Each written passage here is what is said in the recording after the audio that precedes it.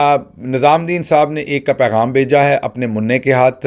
منا منیب فاروق جو ہے انہوں نے اپنی ایک ٹاک کے اندر نظام الدین صاحب کا پیغام دیا ہے، اور انہوں نے یہ بتایا ہے کہ نظام الدین صاحب نے اس بات کا اعادہ کیا ہے کہ میں پہلے سے زیادہ ظلم کروں گا، میں پہلے سے زیادہ سختی کروں گا، میں پہلے سے زیادہ بڑا جابر بنوں گا، میں پہلے سے بڑا زیادہ طاقتور بن کے دکھاؤں گا، اور میں لوگوں کو اندر ڈالوں گا، اور 9 مئی کے مقدمات کے اندر ضرور سزائیں سنائی جائیں گی. عمران خان کو بھی سزائیں سنائی جائیں گی 9 مئی کے واقعات میں، اور لوگوں کو بھی جو بقول چودھری نظام الدین کیس میں ملوث ہیں ان کو بھی سزائیں دی جائیں گی. یہ انہوں نے منع منیب فاروق کے تحت کے تھرو ایک پیغام بھیجا اور ڈبل ڈاؤن کیا اپنی پوزیشن پر.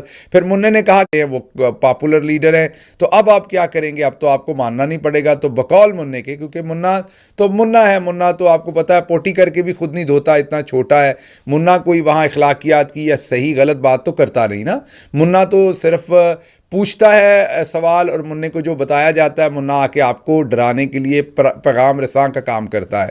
منا وہی ہے جس کو گلی میں چلتے ہوئے کوئی خط دیتا تھا کہ یہ بیٹا گھر لے جاؤ اور دے دو، اور وہ گھر جا کے آپا کو خط دے دیتا تھا. یہ نہیں سوچتا تھا منا کہ میرا یہ کام ٹھیک ہے یا نہیں ہے، مجھے آپا کو خط پکڑانا ہے کہ نہیں ہے، کیونکہ باہر تو کوئی بھی اوباش آدمی یا کوئی بھی شخص مجھے خط دے دے گا، کیا وہ مجھے آپا کو پکڑانا ہے کہ نہیں، یہ اچھی بات ہے کہ نہیں. منا بس چاکلیٹ لیتا تھا، چاکلیٹ کھاتا تھا اور آپا کو جا کے خط دے دیتا تھا. ابھی بھی منا وہی کام کر رہا ہے کہ باہر سے پیغام لے رہا ہے، مین کے چودھری نظام الدین صاحب سے پیغام لے رہا ہے اور عوام کو ڈرا رہا ہے کہ تگڑے ہو جاؤ، آپ کو اور ڈنڈا پھرنے والا ہے. اور یہ لوگ اپنے آپ کو جمہوریت پسند کہتے ہیں، یہ اپنے آپ کو جرنلسٹ کہتے ہیں، یہ اپنے آپ کو اینکر کہتے ہیں. پتہ نہیں کس طرح سے اپنی شکل دیکھتے ہوں گے شام میں. آپ کو کوئی ایسی بات کہے بھی تو آپ کے اخلاقیات کیا آپ کو اجازت دیتی ہیں کہ آپ اس طرح کی پیغام رسانی آگے کریں؟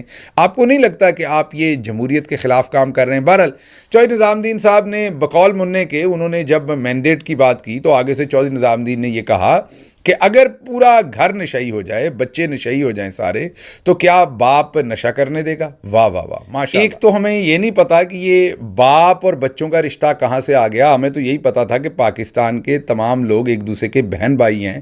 یہ بیچ میں سے باپ کون کیسے بن گیا، کس طرح بن گیا، یہ ہمیں نہیں سمجھ آ رہی. پہلی بات.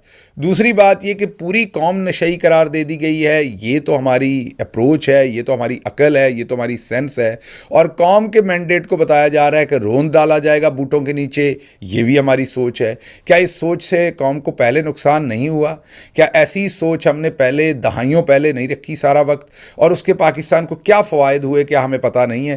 بہرحال بہت ہی یہ حیران کن پیغام ہے. جس نے بھی دیا ہے یہ جرم ہی کیا ہے قومی طور پر کہ وہ پوری قوم کو نشئی قرار دے رہے ہیں، اور وہ یہ کہہ رہے ہیں کہ پوری قوم نشئی ہے اور جو گھر کا باپ ہے وہ نشہ نہیں کرنے دے گا، اور خود ہی باپ بن بیٹھے ہیں.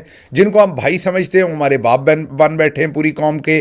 اور یہ حیرانی کی بات ہے، کیونکہ اگر یہ چودھری نظام الدین کا ہی پیغام ہے جو کہ منا کہہ رہا ہے، تو میری عقل میں نہیں آتا کہ چودھری نظام الدین بھی ایک ادارہ ہے، اور بہت سارے ادارے ہیں، نہ اس میں کوئی باپ ہے نہ بیٹا ہے، سب بھائی ہیں.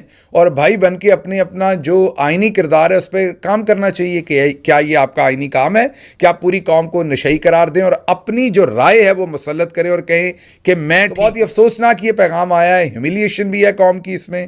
ساری قوم کو نشئی قرار دے دینا، بے وقوف قرار دے دینا، صرف اور صرف اپنے آپ کو عقل مند قرار دینا. یہ سمجھ نہیں آئی کہ یہ کہاں کی عقل ہے. بہرحال یہ پیغام آیا ہے جی، تو کیا کہا جائے.